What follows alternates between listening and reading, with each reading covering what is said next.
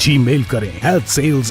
अब बात करते हैं मरुद्रा में मौसम की डबल अटैक की। बारिश और ठंड ने बढ़ाई मुसीबत। प्रदेश के कई जिलों में बारिश और ओलावृष्टि हुई है। बड़े पैमाने पर फसलों को नुकसान हुआ है। 4 संभागों में अगले 3 दिनों तक बारिश की संभावना जताई गई है। तो बड़ी खबर इस वक्त आपको बता दें, मौसम की मार लोगों पर पड़ रही है, किसानों पर भी पड़ रही है। मौसम का डबल अटैक हुआ है। बारिश और ठंड ने लोगों की मुश्किलें बढ़ा दी है। प्रदेश के कई जिलों में बारिश और ओलावृष्टि हुई है, जिससे बड़े पैमाने पर फसलों को नुकसान हुआ है। आपको बता दें कि 4 संभागों में अगले 3 दिनों तक बारिश की संभावना जताई गई है। मतलब ये कि अभी राहत मिलने वाली नहीं है लोगों को। सर्दी का सितम लगातार जारी है। लोग ठंड से बचने के लिए तमाम उपाय कर रहे हैं। लोगों की धूजड़ी छूट रही है। कड़ाके की ठंड में लोग अलाव का सहारा ले रहे हैं। मरुद्रा में एक तरफ ठंड तो दूसरी तरफ बारिश ने कहर बरपा रखा है। प्रदेश के कई जिलों में बारिश और ओलावृष्टि हुई है। आपकी टीवी स्क्रीन पर 4 जिलों की तस्वीरें हैं। कोटा के कई गांव में ओलावृष्टि ने किसानों की चिंताएं बढ़ा दी हैं। किसानों के मुताबिक बारिश, तेज हवा, ओलावृष्टि से सरसों, चना, धनिया की फसल को बड़े नुकसान की आशंका है। तो वहीं सवाईमाधोपुर में भी आसमानी आफत ने किसानों की चिंता बढ़ा दी है।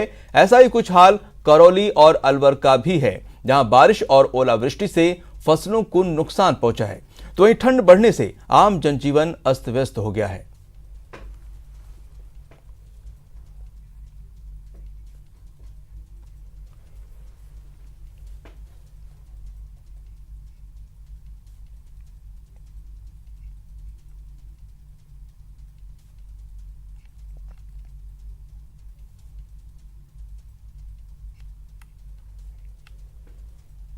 और चलिए और ज्यादा जानकारी के लिए हमारे साथ अलग अलग शहरों से हमारे सहयोगी जुड़ चुके हैं। राकेश शर्मा जयपुर से जुड़ चुके हैं, शरद टाक सिरोही से, अशोक शर्मा श्री गंगानगर से, और आपको बता दें कि सीकर से भी जुड़ चुके हैं शरद टाक।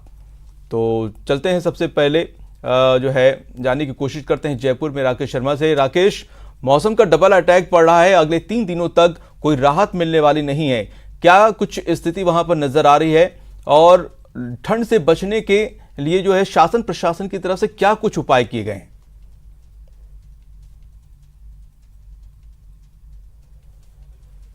तरीके से अब डबल नहीं बल्कि आज के दिन आज से जो है ट्रिपल अटैक शुरू हो गया, क्योंकि ठंड और बारिश के साथ साथ अब तेज हवाओं का दौर शुरू हो गया है। इन तेज हवाओं से खासतौर पर आमजन को तो परेशानी हो रही है। रोडों पे जो है सन्नाटा पसरा हुआ है। जो लोग घर से बाहर निकलते थे वो कम हो गए। दूसरी तरफ किसानों को बड़ा इससे नुकसान हो रहा है, क्योंकि जो इस सर्दी के मौसम में बारिश होती है, इसको रबी की फसल के लिए जो है अमृत के समान माना जाता है। इसको स्थानीय भाषा में मावट कहते हैं। लेकिन जो ये हवाएं चल रही हैं, ओलावृष्टि हुई है, इससे बड़े पैमाने पर किसानों की फसलों को नुकसान हुआ है, जो एक चिंता का विषय है। दूसरी तरफ मौसम की बात करें तो जो करौली, धौलपुर, भरतपुर, जयपुर, अलवर, इसके अलावा कई शेखावटी इलाके में घना कोहरा छाया हुआ है। इन सब जिलों में अच्छी बरसात हुई है, लेकिन ज्यादा बरसात के कारण जो किसान हैं वो परेशान हैं, जनजीवन भी परेशान है। जो अधिकतम तापमान है उसमें भी बड़ी गिरावट आई है। हालांकि न्यूनतम तापमान जो माइनस में चला गया था कई इलाकों में,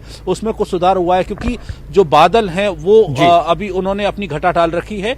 इसके कारण जो है विजिबिलिटी कई इलाकों में, शेखावटी इलाके में, करौली, धौलपुर साइड में कुछ विजिबिलिटी पर भी इसका असर बिल्कुल पड़ा है। जो धुंध छाई है असर पड़ा है। हम सिरोही चलते हैं शरद टाक के पास। शरद, वहां पर ठंड तो लगातार वहां पे पड़ रही है। क्या कुछ हालात है वहां पर? मौसम की किस तरह से मार लोगों पर पड़ रही है?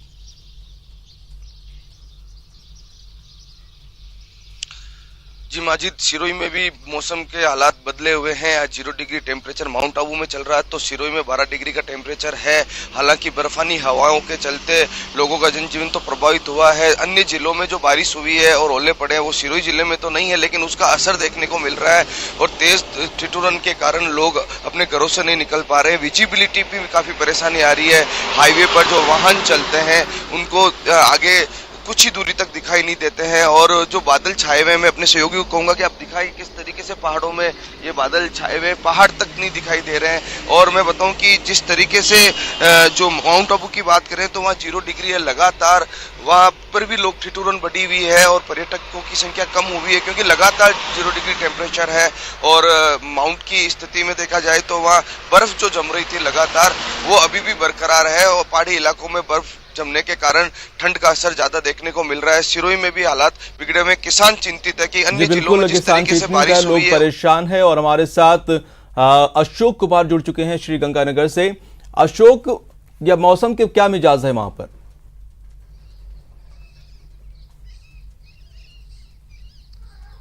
देखिए माजिद, श्री गंगानगर का मौसम भी अन्य जिलों की भांति है। हालांकि श्री गंगानगर जिले में आज पिछले 24 घंटे में जो श्री गंगानगर के आसमान में बादल छाए हुए, उनकी वजह से तापमान में जरूर बढ़ोतरी हुई है।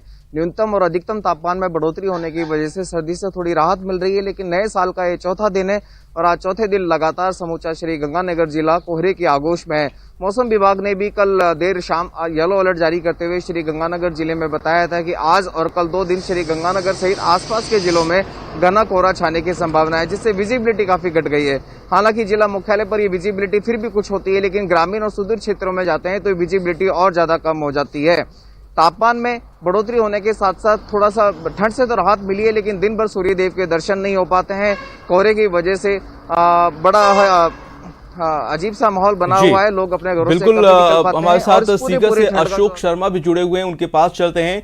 अशोक, सीकर में क्या हालात हैं और ये ठंड जो प्रचंड पड़ रही है, इसका लोगों पर कितना असर पड़ा, उनके जनजीवन पर? जी देखिए, मैं आपको बताऊं कि सीकर जिले में लगातार 7 दिन तक पारा जमाव बिंदु के नीचे रहा था, लेकिन पिछले 2 दिनों से तापमान में उछाल आया है और तकरीबन 10 डिग्री तापमान में उछाल आने की वजह से लोगों ने सर्दी में हल्की राहत महसूस की है। लेकिन सबसे बड़ी बात यह है कि अधिकतम तापमान जो है वो लगभग उतना ही बना हुआ है या उससे 1-2 डिग्री कम है, जिसके चलते दिन के अंदर लोगों को अभी भी सर्दी की गलन का एहसास हो रहा है।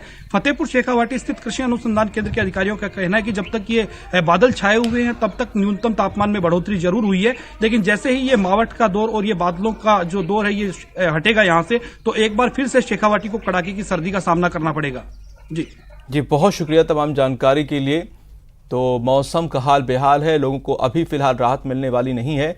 और अब रुख करते हैं अगली खबर का, रुख करते हैं और